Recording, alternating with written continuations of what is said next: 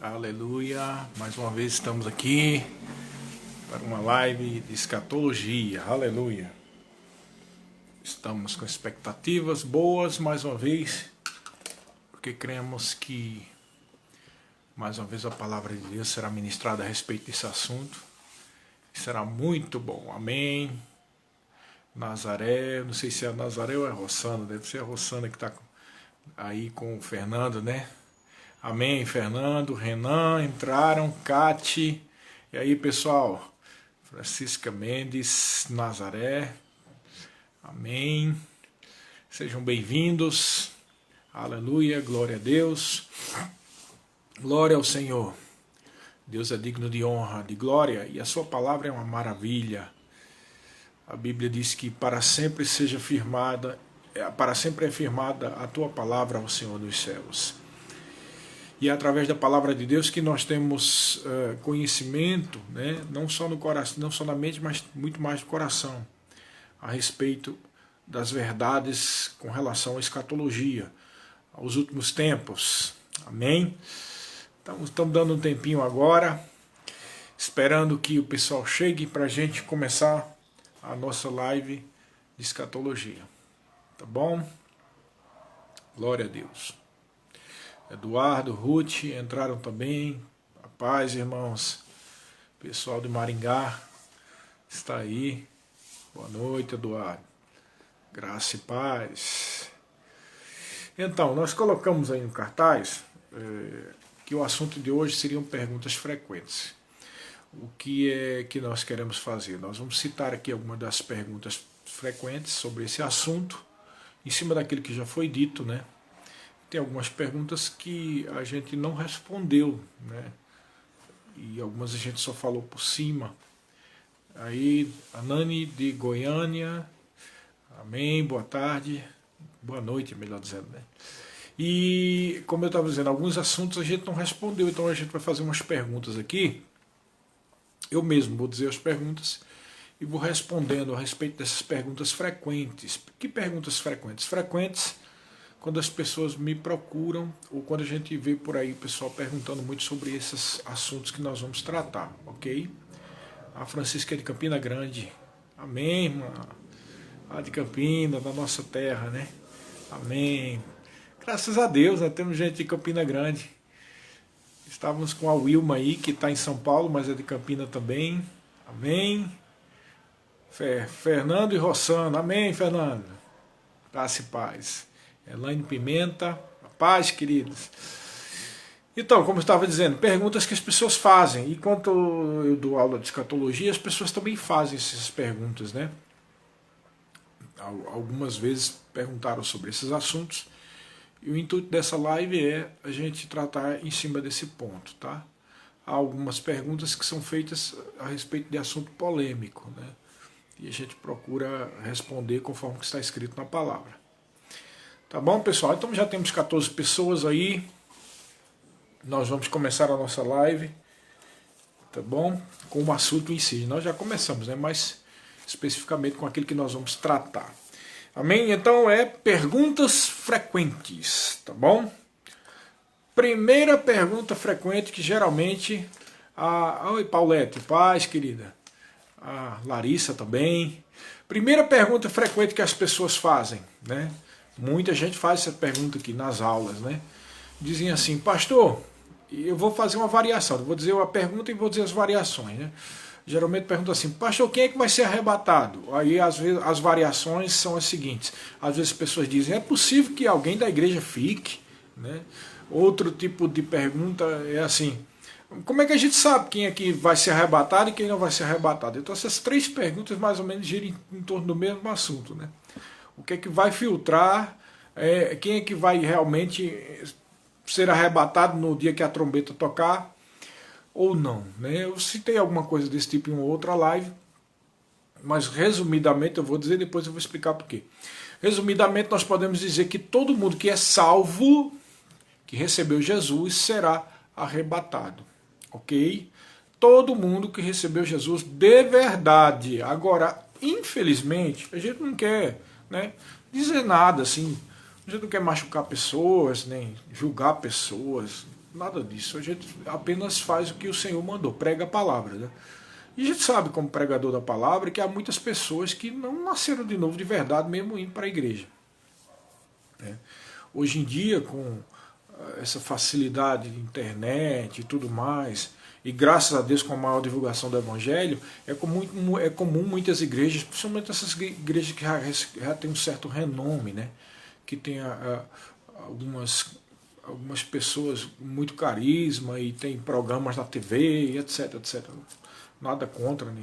Mas é comum essas igrejas estarem lotadas de gente, muita gente, né? E no meio dessas multidões sempre tem aquelas pessoas que infelizmente não nasceram de novo, tá? Eu falo de mim, agora eu vou falar de mim, tá? Eu sei que talvez alguém me conheça daquela época, mas eu te garanto que se você me conhecia da época em que eu estava em uma certa igreja, quando eu me converti, né, em 1980, e você me conhecesse agora e conversasse comigo e a gente fosse falar sobre Bíblia, ou sobre palavras, sobre vida cristã, você ia ver que eu sou uma pessoa totalmente diferente. Na verdade, a minha vida mudou. É claro que você pode estar pensando, é claro, pastor, você tem muitos anos de Bíblia, já mudou muito, tá? Mas não é só isso. A minha vida realmente mudou em 1994, quando, diante de uma situação muito difícil na minha vida, eu voltei-me para o Senhor, que eu estava bem desviado, né? E ali eu voltei para o Senhor e fui batizado no Espírito Santo. A minha vida mudou completamente. Mas hoje eu tenho dúvida se eu era nascido de novo entre 1980 até 94. É por isso que eu te digo, eu posso falar de mim. Tá? Hoje eu tenho dúvida se a trombeta tivesse tocado naquela época, se eu seria salvo. Se eu seria arrebatado. Por quê? Pelo que passava dentro de mim, as dúvidas, a vontade de estar com os amigos no mundo, né? Essas coisas que quando a gente nasce de novo de verdade, a gente nem passa. Na verdade eu tenho muito dó de quem fica querendo ficar no mundo, porque era como eu era naquela época.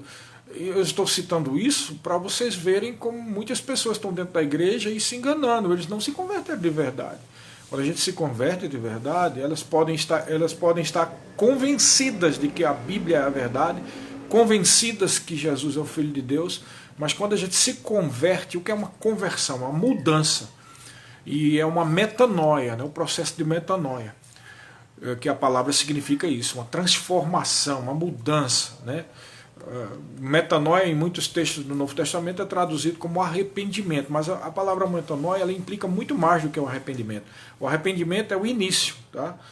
Porque é possível que você se arrependa, mas não se converta. É possível? É como eu era.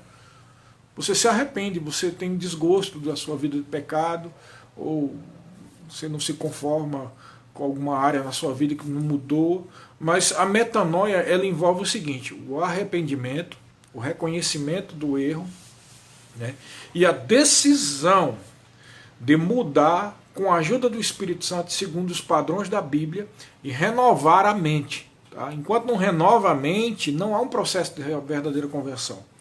E é por isso que tem gente que vai nos domingos nas igrejas, mas nas semanas eu conheço dezenas de pessoas assim, não hoje, né? Mas na minha vida eu conheci dezenas de pessoas assim que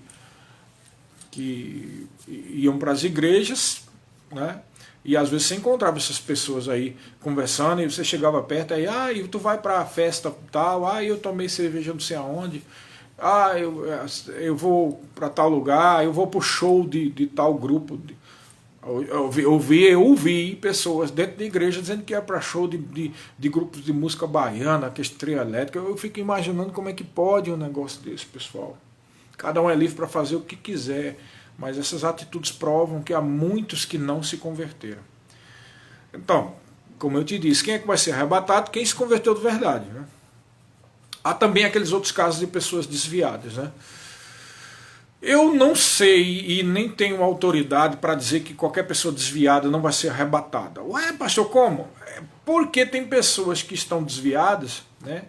Não de Deus, mas a pessoa está com, vamos dizer assim, com raiz de amargura com relação a alguém dentro da igreja, ou tem raiz de amargura com relação a um ministério, a uma igreja. É pecado? É pecado. Tem consequência? Tem consequência.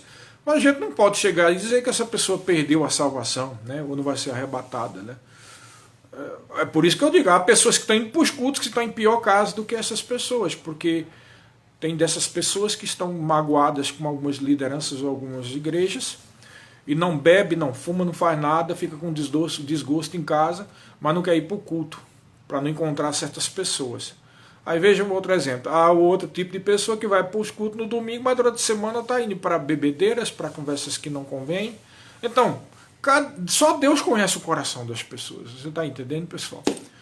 Agora, o outro ponto que está atrelado a esse, está linkado, é possível perder a salvação? Bom, esse assunto dá uma live só para isso, tá? E talvez uma live nem dê toda, né? Mas eu posso já lhe adiantar. Existem duas formas de pensamento, duas formas de teologia sobre esse assunto. Há aqueles que acreditam que depois que você é salvo, você não perde a salvação, e eles argumentam que a salvação, por ser algo poderoso, único, uma eleição tremenda da parte de Deus pelo sangue de Jesus, é impossível que alguém perca a salvação. E há outra linha de pensamento que acredita o seguinte, que embora a salvação seja único, tremendo e tudo mais que a primeira linha diz, mas existe uma coisa chamada livre-arbítrio, a pessoa decide.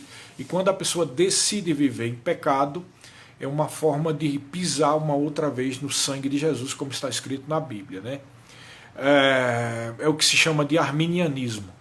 A outra forma é calvinismo. O calvinismo crê que a pessoa, uma vez salva, salva para sempre. O arminianismo crê que a pessoa, pelas suas decisão no livre-arbítrio, pode chegar ao ponto de perder a salvação. Eu, particularmente, e muita gente que eu conheço, a maioria, inclusive todo mundo do nosso ministério e muitas igrejas que eu conheço, eu não acredito na forma calvinista, né? Eu já fui de igreja calvinista e hoje eu não acredito mais nisso, porque eu creio que os argumentos calvinistas, embora pareçam ser bastante fortes, mas quando você estuda um escrutínio mais profundo a respeito daqueles argumentos, daqueles supostos textos, você vê que tem algumas coisas que não foram levadas em considerações. Uma delas, né, vou citar aqui bem rápido, em Efésios e em outros textos diz que nós fomos predestinados, e eles sustentam que isso é a predestinação, né?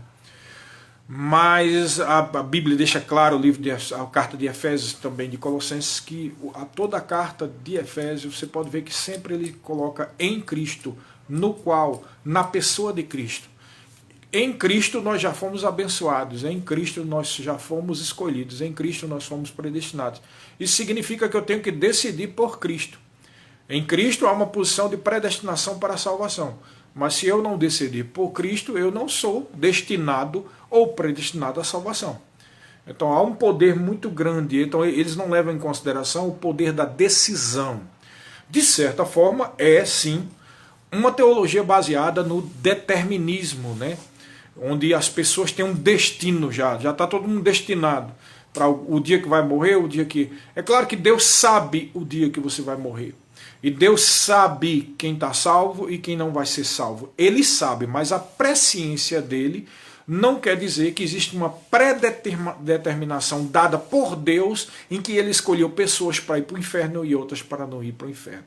Então, eu disse que isso aqui era uma live só disso, né? Dá para a gente falar muito, mas eu estou dizendo só isso para vocês entenderem que eu creio e acho que há muitos textos na Bíblia que provam que realmente é possível perder a salvação, né? Um texto que fala sobre isso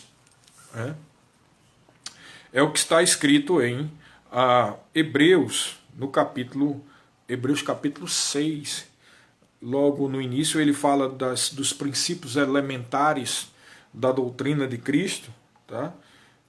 Antes de eu ler aqui, eu quero dizer que eu respeito todo mundo e cada um é livre para crer do jeito que quiser, né?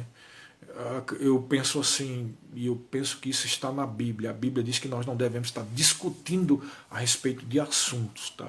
Mas como isso é uma live da minha pessoa, do pastor Sérgio Neiva, dentro da Igreja Verbo da Vida de Maringá, que estamos inseridos dentro de um ministério chamado Ministério Verbo da Vida, e que todos nós cremos desse jeito, e a minha responsabilidade é não só para com o ministério, mas para com Deus, e também para com as ovelhas, e para com as pessoas que nos seguem e que acompanham o nosso ministério. Então eu falo o que eu creio, né, o que nós cremos e que está na Bíblia. Então o intuito não é discutir, né, sobre quem está certo e quem está errado, mas acredito que essa forma de crer é a correta e mais baseada nos princípios bíblicos, levando em consideração as dispensações e a forma que Deus trata cada geração, cada época e as alianças de Deus. Então é assim que nós cremos, né?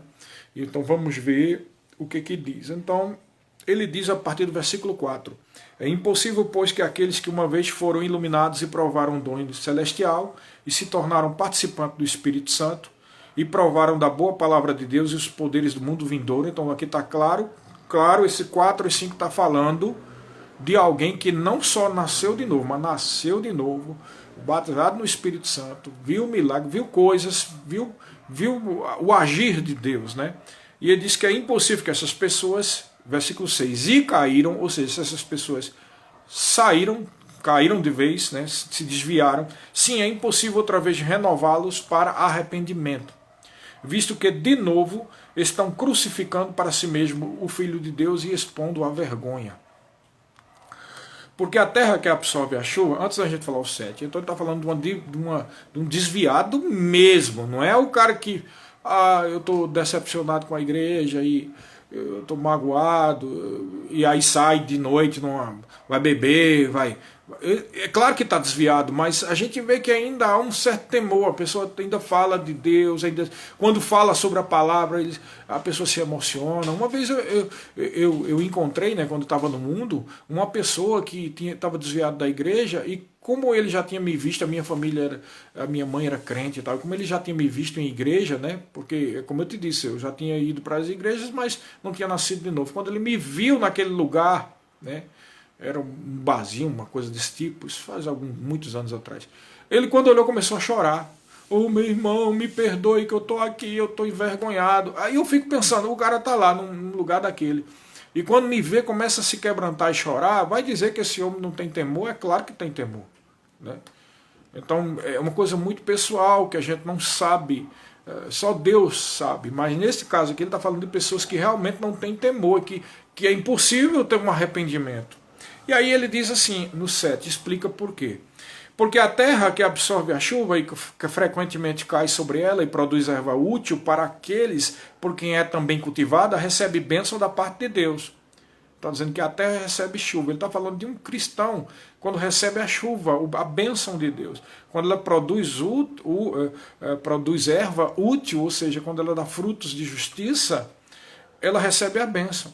Mas se produz espinho e abrolhos, é rejeitada, e perto está da maldição, e o seu fim é ser queimada. Está claro aqui que está falando de perder a salvação. Se alguém já recebeu a bênção de Deus, já vive, conhece profundamente, se entrega, e não quer mais saber de Deus de forma nenhuma, diz que é um engano, diz que... Entendeu? Então isso é só um versículo, tem dezenas de versículos que falam sobre o poder da escolha, tá? Por que estou dizendo isso? Porque é possível que pessoas estejam sem ir para a igreja e sejam arrebatadas, e tem pessoas que não estão indo para a igreja, e eu acredito que a maioria, e não serão arrebatadas, tá? Tem pessoas que ridicularizam o evangelho, né? Já teve dentro da igreja e agora ridiculariza. Esses não serão arrebatados. E é possível também que dentro da igreja há pessoas que têm vivido uma vida dúbia, uma vida de engano, enganando a si mesmo, enganando aos outros, e não serão arrebatados também. Ok? Com certeza esse povo todo que nós estamos falando aí é que vão cair em si depois que a igreja for arrebatada, e vai se tornar aquele povo que vai pregar e crer em Jesus já dentro da tribulação, que é uma outra coisa que a gente vai falar, e a maioria vai morrer. A maioria vai morrer. Então aí é o tal negócio, né? Agora é pela graça. Agora é fácil a pessoa receber Jesus e ser arrebatada. Aí as pessoas, em vez de ficar com o Senhor, alguns estão desviados e estão aí, né? Hoje, agora não, por causa dessa quarentena, mas antes da quarentena eu estava aí, todo final de semana, nas farras, nas festas, achando que é papel de bobo que a gente está fazendo, ir para a igreja. Tá, mas é por isso que quando for arrebatada a igreja, esse pessoal vai pagar o preço da salvação com o próprio sangue, porque o anticristo vai perseguir e matar quase todo mundo. Tá? E aí a pessoa vai fazer o quê? Vai negar que ele está vendo que Jesus é a salvação e que ele cometeu o erro? Vai ter que morrer. Né? Infelizmente, é por isso que a gente está pregando o Evangelho com toda avidez, e Deus está dando essa oportunidade de pessoas ouvirem sobre escatologia, sobre os últimos tempos, que é para não terem que sofrer com essas coisas. Tá certo, querido? Então, quem é que vai ser arrebatado? Todo mundo que realmente nasceu de novo e está vivendo uma vida com o Senhor. Tá? Outra pergunta frequente, né, que eu disse que ia citar agora. Haverá salvação durante o período da grande tribulação? E uma outra pergunta que está vinculada a essa, as pessoas também perguntam assim, o Espírito Santo vai ser retirado aqui, vai para o céu junto com a igreja? Então, essas duas perguntas estão vinculadas, tá? Bom, haverá salvação, sim. Haverá salvação. A Bíblia deixa claro, né, quando o quinto selo, acho que é o quinto ou sexto selo, é quebrado, aí o João vê as almas daqueles que estão debaixo, né, debaixo do trono de Deus, as almas deles, e eles dizem, até quando, Senhor, tu não vingas o nosso sangue dos habitantes que se encontram na terra? E a voz diz para ele, espera mais um pouco, até que se complete o número de seus irmãos e conservos que juntamente com você vão morrer por causa do testemunho de Jesus. Quem são esses que vão morrer por causa do testemunho de Jesus? São as pessoas que vão se converter, esses que eu disse, que está desviado, ai, que besteira foi que a gente fez, tal. E vão morrer, e por causa disso, né, vão morrer, mas haverá salvação, tá? Mas muita gente se confunde com esse detalhe que eu vou dizer. Haverá salvação, mas esse povo não é igreja. Porque na sua cabeça, como a gente está dentro dessa dispensação, a gente só pensa que se eu sou salvo, eu faço parte da igreja. Mas porque nós estamos dentro da dispensação da graça. A igreja é uma instituição viva de Deus, é o corpo de Cristo. E a igreja é a noiva. E a noiva existe porque tem um noivo e os dois vão se casar. Isso vai acontecer enquanto houver o período da grande tribulação aqui, isso vai acontecer lá no céu, é chamado de as bodas do Cordeiro. Então é impossível que a noiva esteja aqui e esteja lá. Você está entendendo? Por quê? Você tem que ver, entender. Pode-se dizer que Samuel, o profeta Samuel não é salvo? É claro que é salvo, né? Não no sentido de que ele recebeu Jesus, porque ele não tinha o Espírito Santo dentro de si fazendo morada, mas ele era um homem ungido, chamado de Deus. E quando ele morreu, por causa das suas obras justas, ele conseguiu a testificação de ser justificado, de ir para o céu. Né? Quem pode negar que Samuel foi para o céu? Né? A gente não pode dar conta de todos, mas as pessoas que, do jeito que a Bíblia diz aqui, há muitos santos do Velho Testamento que foram salvos, mas eles não fazem parte da igreja. Então, durante a grande tribulação, durante os 7 anos da grande tribulação, vai se funcionar mais ou menos como era na época da velha aliança. Pessoas, pelos seus atos de justiça, que são justificados para são salvos nesse sentido. Mas sabemos que a salvação é por intermédio de Jesus. Então, como Jesus já veio, mesmo não sendo igreja, eles precisam receber Jesus como Senhor das suas vidas. Amém?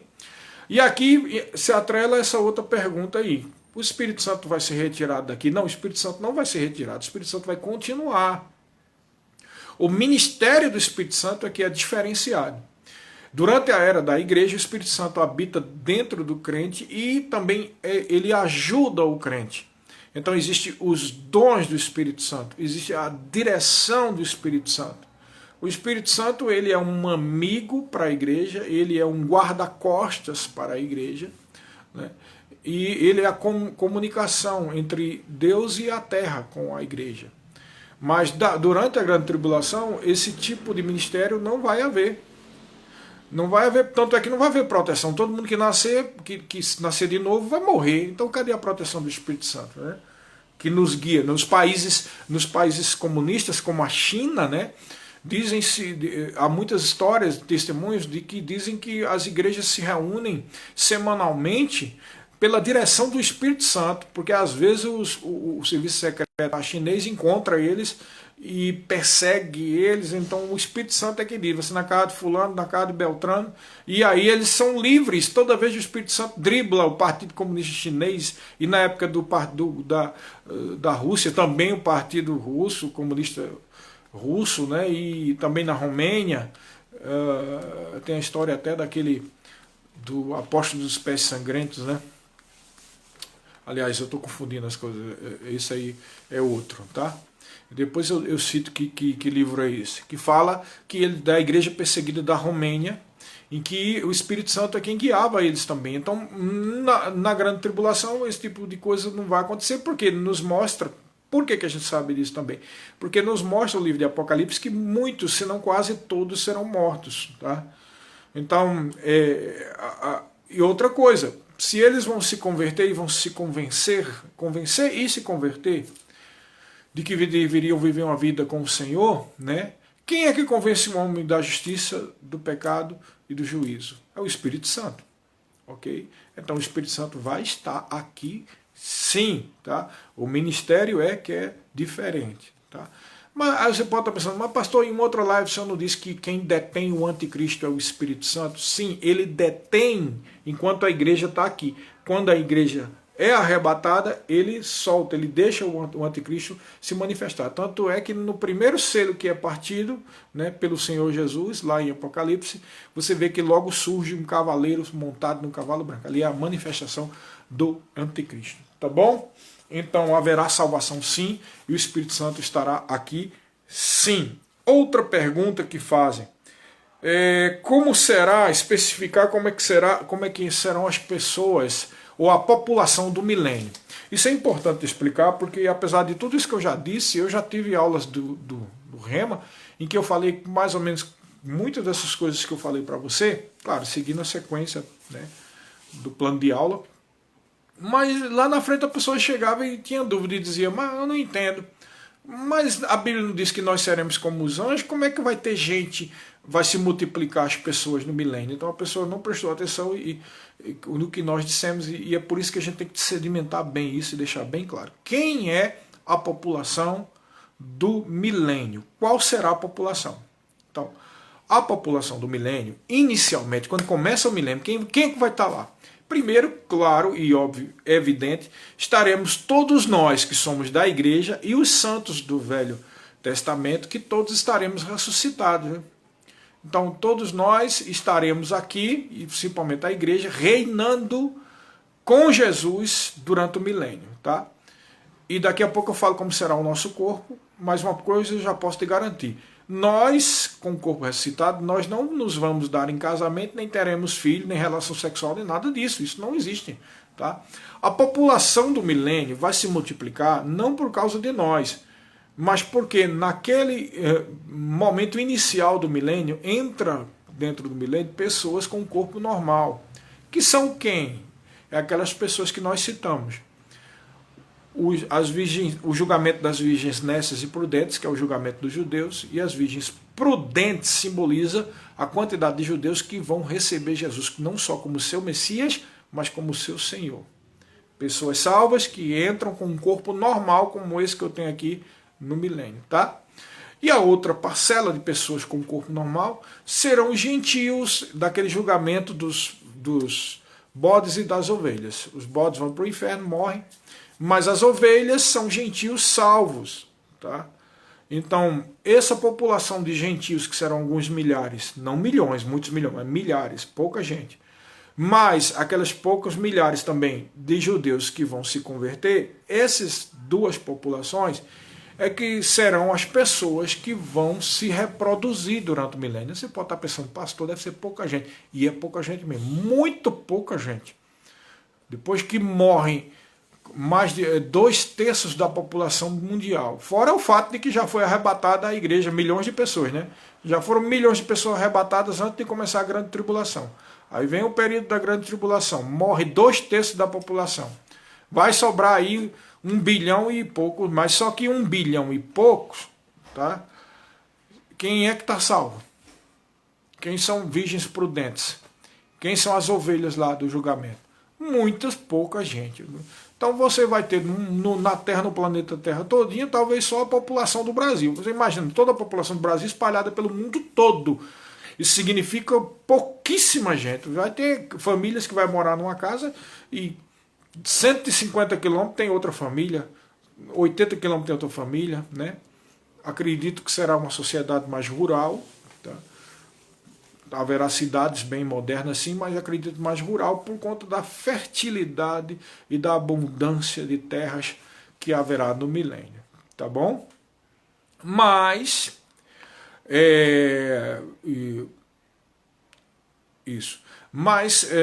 veja bem, pouca gente. Só que serão 1000 anos de vida, irmão. As pessoas não vão adoecer, as pessoas não vão morrer, não vai ter acidentes, avião caindo, carro batendo, que a maioria dessas coisas, irmão, acontece não só por causa de negligência, mas por influência espiritual, sim. Tá? E os demônios estarão todos lá presos com Satanás. Diabos, que é o chefe dele, está preso por 1000 anos. Então, tudo quanto é doença, maldição, praga, tudo isso aí não vai existir. Que é, por si só, essa realidade profética, já a prova de que todo mal não só vem do diabo, não vem de Deus. Mesmo quando Deus permite porque a pessoa está em pecado ou está de fora da proteção. E o diabo vai lá e mata, não precisa nem pedir a autorização de Deus, porque a pessoa já está fora mesmo. Né? Quem está fora debaixo da proteção de Deus, não precisa a permissão, já saiu, porque a palavra deixa claro que o esconderijo do Altíssimo, Salmo 91, é para aquele que faz do Senhor o seu refúgio e seu baluarte. Não é para. Eu vejo muita gente que vive no mundo, desviada, aparece de 15 dias na igreja, e quando está no desespero, aí, Jesus, o Senhor é o meu defensor, é o meu protetor, só se voltar para a igreja mesmo e se converter de verdade. Mas tem gente que é assim, é crente de ocasião, né? Quando estão no desespero, é crente. Quando está tudo bem, já não é mais crente. Isso não é uma conversão verdadeira, né, queridos? Então, sejamos sinceros, a gente tem que ser sincero para com o Senhor. Tá bom? Então, isso é o que vai acontecer, tá? Durante o milênio, pessoas entrarão com um corpo normal. Então, vai se reproduzir durante 1000 anos. Entra com 100 milhões para dar toda a população que temos hoje, 1000 anos dá demais, né? Ainda mais onde que o povo não morre, só tendo filhos e filhos e filhos. Então, com certeza, bilhões de pessoas estarão aqui no final do milênio, tá? Então, esses vão se reproduzir, mas nós não. Na verdade, a Bíblia dá a entender que nós seremos, como eu gosto de dizer, né, funcionário público celestial. Durante o dia estaremos com as nossas funções ministeriais, celestiais, do reino do Cordeiro, mas à noite nós, desculpa eu dizer, depois vou explicar, seremos teletransportados para Jerusalém. Com que tem gente que acha que isso é loucura, ou é ficção, mas não é, irmãos. Porque eu creio que tudo que o Senhor deixou na palavra serve como ensino para a gente, como dica do que é e que vai acontecer. Então, o Senhor Jesus, que é o primogênito, ele não é o único ressuscitado, ele é o primogênito, nós seremos ressuscitados também. Então, o Senhor Jesus apareceu num canto e aparecia no outro, mesmo assim comia, era tocado, né, pelas pessoas, ele comia e bebia, e saía e ela era transportada de um lugar para o outro. Ele aparecia num canto, aparecia no outro, isso dá uma dica como é que será o nosso corpo. E não é coisa sem sentido, tem muito sentido sim, porque se a Bíblia diz que para sempre estaremos com o Senhor, e ao mesmo tempo diz que nós vamos reinar nessa terra, como você acha que vai acontecer? As pessoas pensam que não, nós vamos estar junto com o Senhor, então nós vamos ficar sentados nos tronos lá com ele em Jerusalém. Irmão, se nós vamos administrar esse mundo, nós precisamos estar envolvidos no dia a dia deste mundo. Então, com certeza, estaremos trabalhando nos 4 cantos do mundo e no final do dia teletransportaremos para Jerusalém para estar com o Senhor. Ok? Mesmo que pareça loucura, a Bíblia deixa bem claro isso. Aliás, o Evangelho parece que é loucura mesmo, né? O Evangelho envolve fé, e fé é loucura. Às vezes a pessoa está diagnosticada com câncer e para a medicina não tem jeito. Se a pessoa disser que vai ficar curada, o médico diz que está louco. Mas você sabe que há milhares de casos de pessoas curadas, não só de câncer, mas de muitas doenças, milhões já, né, espalhadas pelo mundo, por causa da fé no nome do Senhor Jesus Cristo. Então, fé parece loucura mesmo. E isso aí que nós estamos falando não é loucura, está na Bíblia, né? E dá a entender pela própria vida do nosso Senhor Jesus Cristo. Então, essa será a população do milênio. Uma outra pergunta que as pessoas fazem é o que é a guerra do Armagedon, né?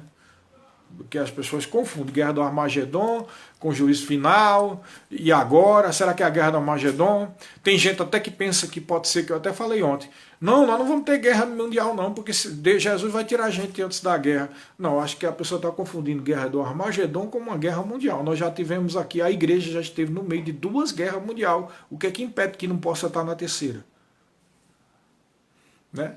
Então, não tem nada a ver, uma guerra mundial não tem nada a ver com a guerra do Armagedon. A guerra do Armagedon é uma guerra que vai se processar desde o início da grande tribulação, mais ou menos quando o segundo ou terceiro cavaleiro é levantado, então tipo 6 meses, 4, 5 meses depois que começa a grande tribulação, e vai durante todo o período até o final, quando Jesus volta, e ele, com o sopro da sua boca, destrói o anticristo, o iníquo e o falso profeta, e eles são ressuscitados e lançados no lago de fogo. Até esse momento final aí ainda está durando toda a guerra do Armagedon, ok? E a guerra não é uma batalha, são várias batalhas, tá? E envolve não só o episódio final aí que Jesus vai vir conosco, envolve muitas guerras com muitas nações, dando a entender que o anticristo, na verdade, ele não vai ter unidade, né? Lá na estátua de Nabucodonosor, os pés eram ferro misturado com barro. Porque assim como o ferro não se mistura com barro, assim o anticristo e o seu governo será dividido. Ele vai ter a Bíblia deixa entender em Apocalipse que ele terá junto de si 10 nações poderosas, né, um conluio de 10 nações, mas haverá nações que não vão concordar com eles. E essas nações que não concordam não quer dizer que são nações cristãs, não. Não concordam por aspectos políticos qualquer que envolvam os interesses particulares. Tá? E isso é realmente permissão de Deus.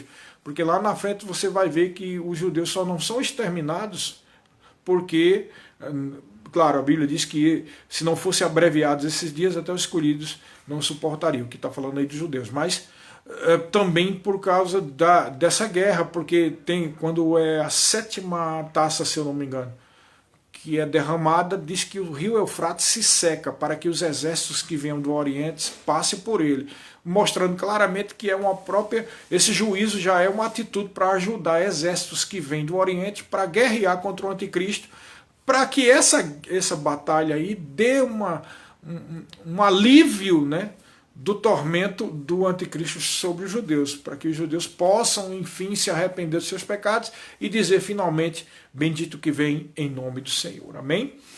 Então, isso é a guerra do Armagedon. Tá, antes de terminar o tempo, eu tenho que falar de uma coisa muito importante aqui, que é muito, vamos dizer assim, causa polêmicas, né? Mas é a verdade, é o que está escrito na palavra. Que é uma pergunta que não muitas, mas algumas pessoas já me fizeram. Por que não muitas? Porque muitas dizem que lê o livro do Apocalipse, mas não tem coragem ou simplesmente lê rápido quando vê aquele monte de divisões sobre cabeças e bestas e tal. Ah, eu não quero saber disso e nem procura saber. E, tanto é verdade que se realmente estudasse direitinho o que está ali, veria que há um dilema ali, que é o que está em Apocalipse capítulo 12. Apocalipse capítulo 12, para muitas pessoas é um mistério e também traz muitas confusões, né?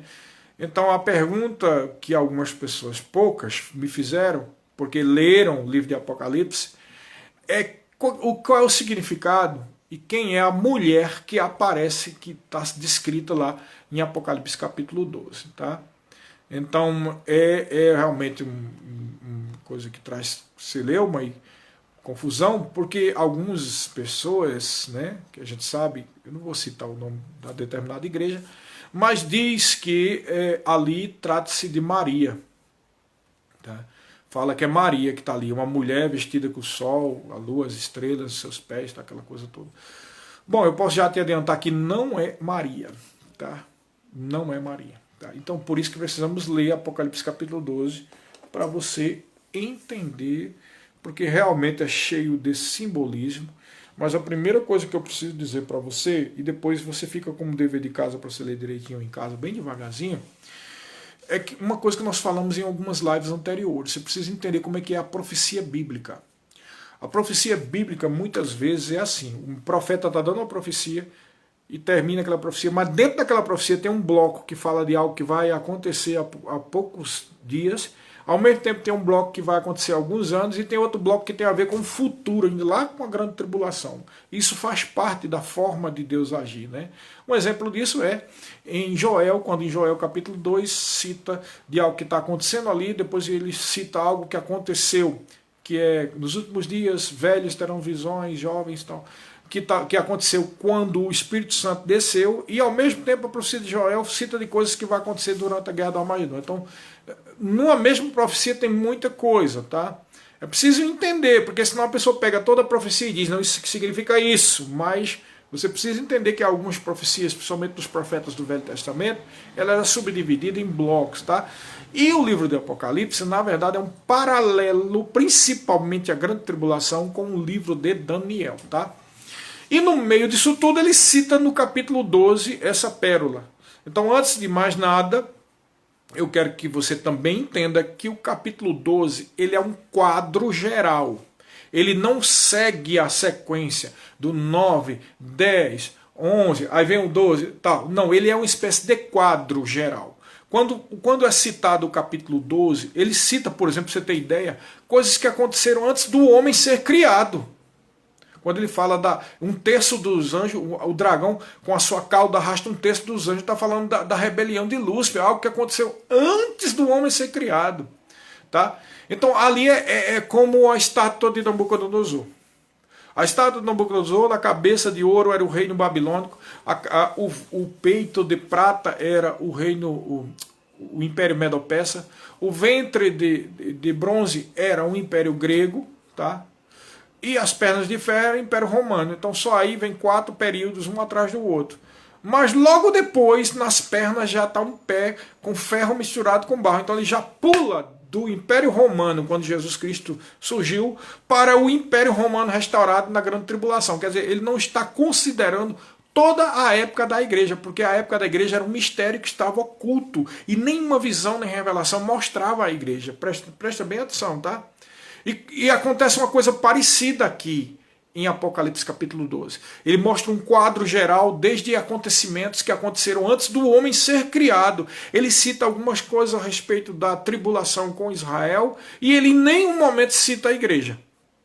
Então, aí, primeiro argumento que não pode ser Maria, porque ele não cita em lugar nenhum a igreja, tá? Então, vamos ver lá. Vamos prestar atenção.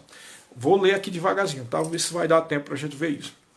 Apocalipse capítulo 12, versículo 1. Viu-se grande sinal no céu, a saber, uma mulher vestida do sol, com a lua debaixo dos pés e uma coroa de 12 estrelas na cabeça. Que, achando-se grávida, grita com as dores de parto, sofrendo tormentos para dar à luz.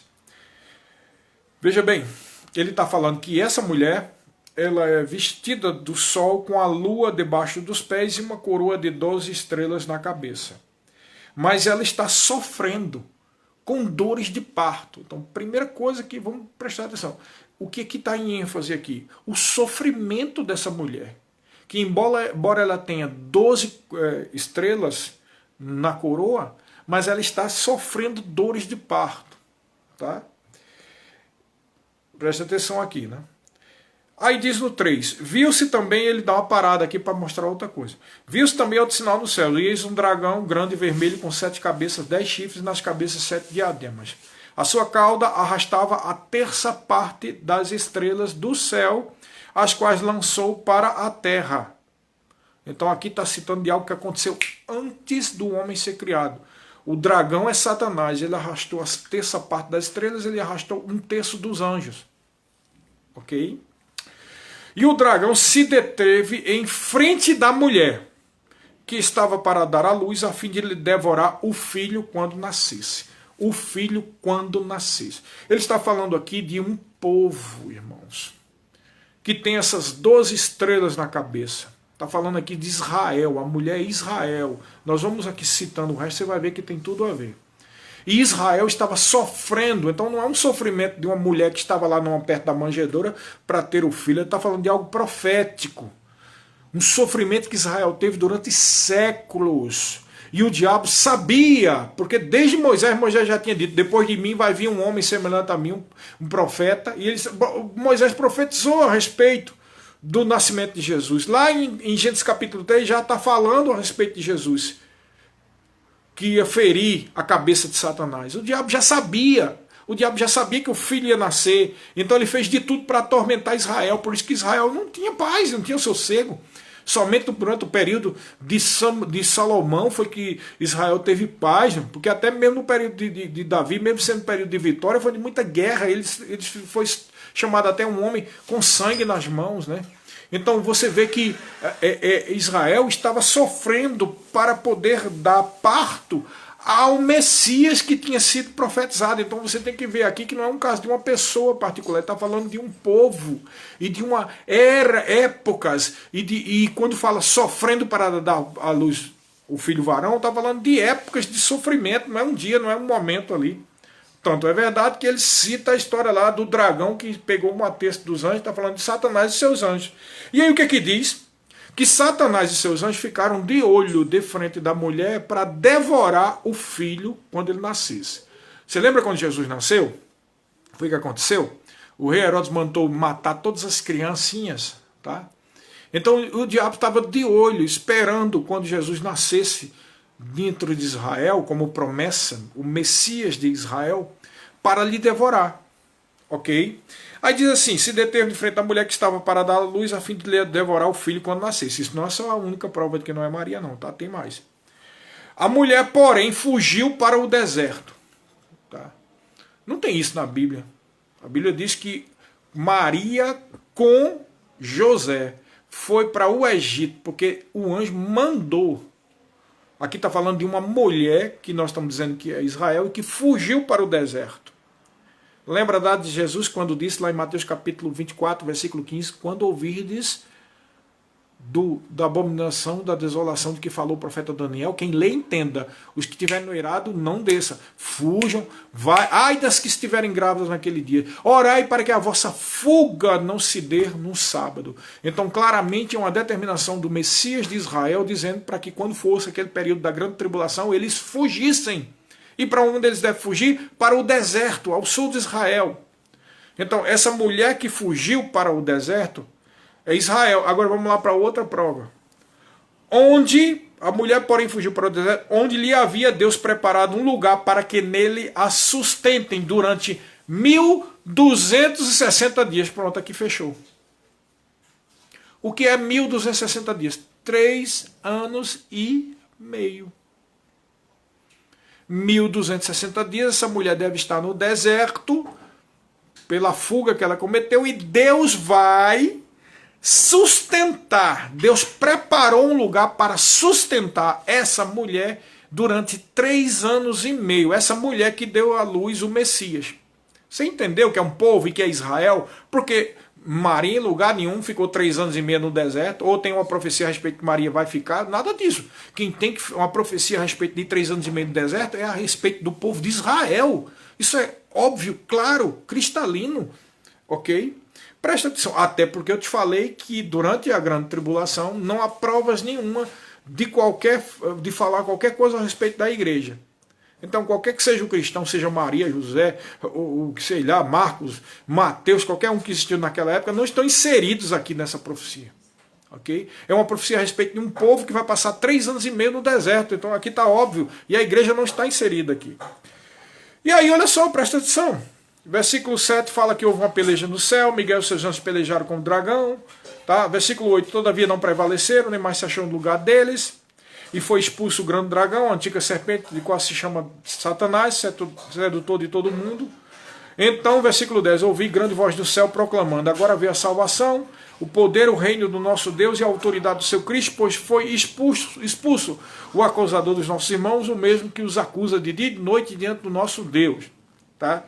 Eles, pois, o venceram por causa do sangue do Cordeiro e por causa da palavra do testemunho que deram, e mesmo em face da morte, não amaram a própria vida. Tá? Essa parte aqui está falando de uma realidade geral para todos os cristãos. Então, como eu disse, é um capítulo, vamos dizer assim, que é um quadro geral. tá? Mas veja o que, é que ele diz no 12, presta atenção. Por isso festejai, ó céus, e vós, os que nele habitais. Ai da terra e do mar, pois o diabo desceu até vós, cheio de grande cólera, sabendo que pouco tempo lhe resta. Ele já sabe que só tem aqueles 3 anos e meio, em que a mulher, que é aquele povo, está no deserto. Presta atenção, olha só. Quando eu te falei desse parte aqui que tem a ver com a igreja, eu não estou dizendo a igreja na terra. Ele está citando algo relativo aos santos lá no céu, ok? Ele diz, eu vi, vou ler de novo para não ficar dúvida. Eu vi grande voz no céu proclamando, agora veio salvação, o poder, o reino, tal, porque foi expulso o acusador. Aí no 11 diz, eles, pois, o venceram por causa do sangue do cordeiro. Aí no 12 diz, por isso festejai, ó céus e vós, os que nele habitais. Está falando dos cristãos no céu. Ele mostrou uma visão do que está acontecendo no céu. Aí diz agora, ai da terra e do mar, pois o diabo desceu até vós cheio de grande cólera, sabendo que pouco tempo lhe resta. Por que pouco tempo resta? Porque ele só tem 3 anos e meio. Tá? E a mulher está protegida lá no deserto, que é Israel. Aí o que é que acontece? Olha só, versículo 13. Quando, pois, o dragão se viu atirado para a terra, perseguiu a mulher que dera à luz o filho varão. São os 3 anos e meio em que o anticristo vai exterminar e batalhar, e vai ser pior do que o holocausto nazista. E foram dadas à mulher as 2 asas de grande águia para que voasse até o deserto, facilidades de Deus para que eles fujam lá para o sul. Ao seu lugar, ali onde é sustentada durante, presta atenção aqui, ó, um tempo, tempos e metade de um tempo. Um tempo, 1 ano. Tempos, 2 anos. 1 mais 2, 3. E metade de um tempo e meio. 3 anos e meio. Mais uma vez citado aqui, vamos dizer assim, um asteriscozinho mostrando que está tratando de um povo que vai estar durante os últimos 3 anos e meio durante a grande tribulação. O que prova mais uma vez que a mulher não é Maria, a mulher é o povo de Israel durante o período da grande tribulação. Ok? Então ele diz assim, então a serpente arrojou da sua boca atrás da mulher água como um rio, a fim de fazer com que ela fosse arrebatada pelo rio.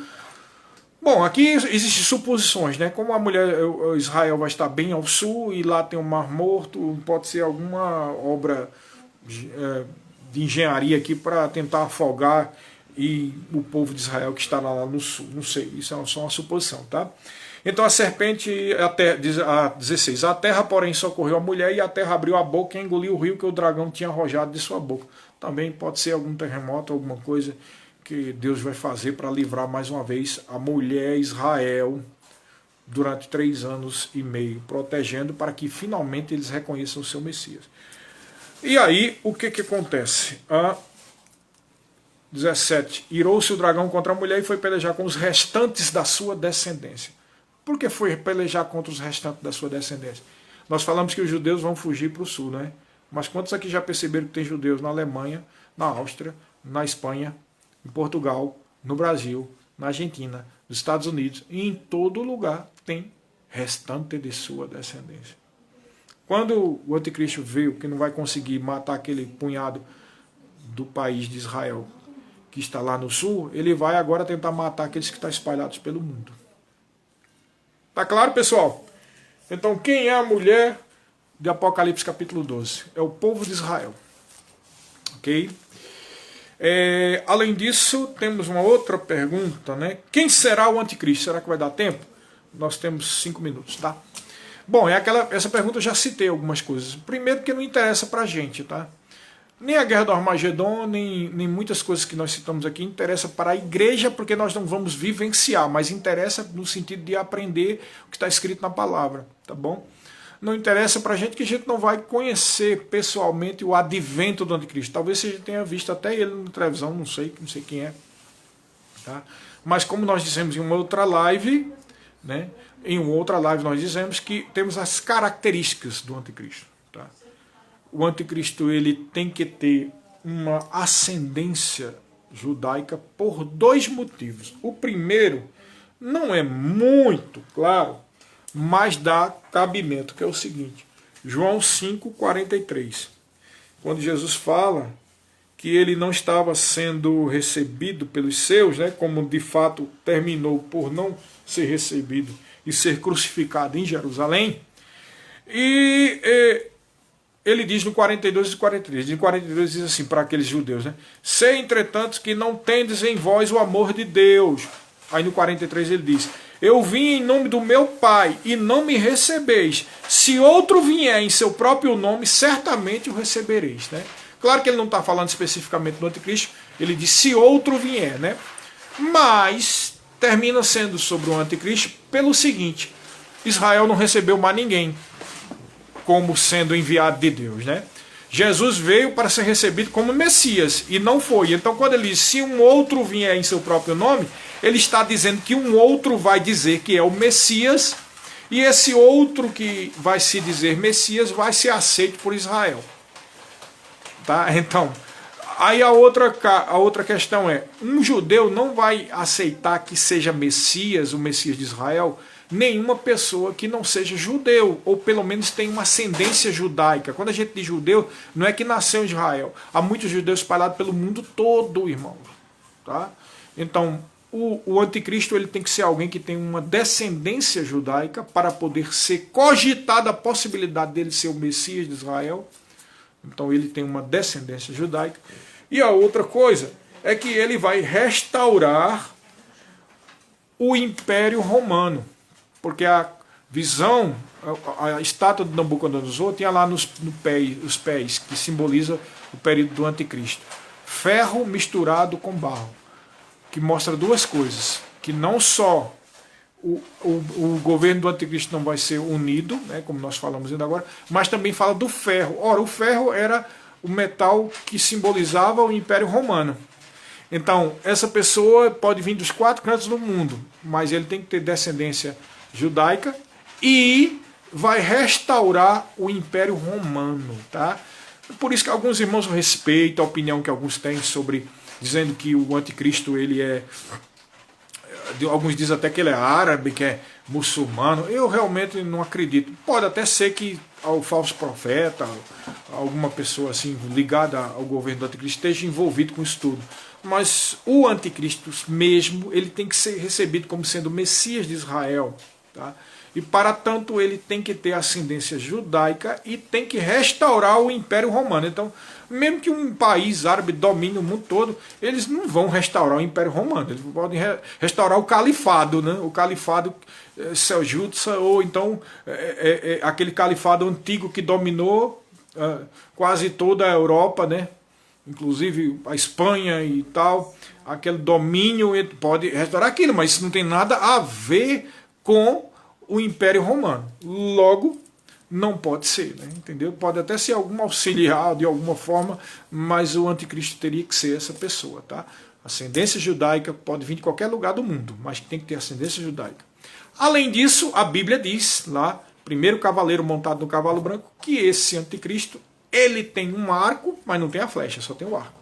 Mostrando que o poder é dividido. Então é o pé de ferro misturado com barro, ok? Tem um poder militar, mas não total. E tem uma coroa. A coroa simboliza poder político. Então essa pessoa tem descendência judaica, a pessoa tem um poder político e essa pessoa vai ter uma certa quantidade de exércitos a seu favor, né? Então eu creio que é isso aí. O anticristo será uma pessoa assim. Sabemos quem é, não tem. Não adianta nem procurar saber, porque é tolice, né?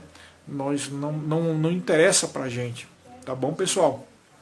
Então, essa é uma pergunta que muita gente faz, porque muitos dizem, o anticristo é fulano, o anticristo é Beltrano. Parece que isso, eu sou desconfiado com o cicrano. Tá? E para finalizar agora, quase não temos tempo, mas eu queria encerrar dizendo isso. Como é que nós devemos agir diante de tudo isso? Agir em fé. A nossa vida não é pelo que nós vemos, nem pelo que nós sentimos, mas pelo que nós cremos. E com relação a esse assunto, a Bíblia deixa claro que é uma bendita esperança. Tanto é verdade que a igreja primitiva tinha o bom costume de dizer Maranata, vem Senhor Jesus. Essa deve ser a nossa expectativa, a nossa confissão. Maranata, vem Jesus. Não porque nós estamos querendo fugir, mas não porque o nosso desejo é encontrar-se como noiva, com um noivo para o casamento previsto, para que todas essas coisas que nós estamos ensinando aqui venham a se cumprir. Amém, queridos? Não é fugir, mas como é que a gente tem que viver? Uma vida de santidade, uma vida de fé, uma vida na palavra, uma vida cheia do Espírito Santo. Isso vai levantar o poder e a vida, da própria vida de Deus que habita dentro de você. Amém? E vai fazer com que você viva uma vida de vitória. As pessoas pensam que vida de vitória é resultado de ir para determinada igreja e ser abençoado por tal pastor. Vida de vitória tem a ver com o que você já crê, baseado naquilo que você tem em Cristo Jesus. E a prática da palavra. Vida de santidade, vida de adoração, vida de louvor, vida de fé. Amém, queridos? É assim que você tem que viver. E com certeza a vida vai ser uma grande bênção até o dia do arrebatamento. Está terminando agora. Sejam abençoados praticando estas palavras do Senhor.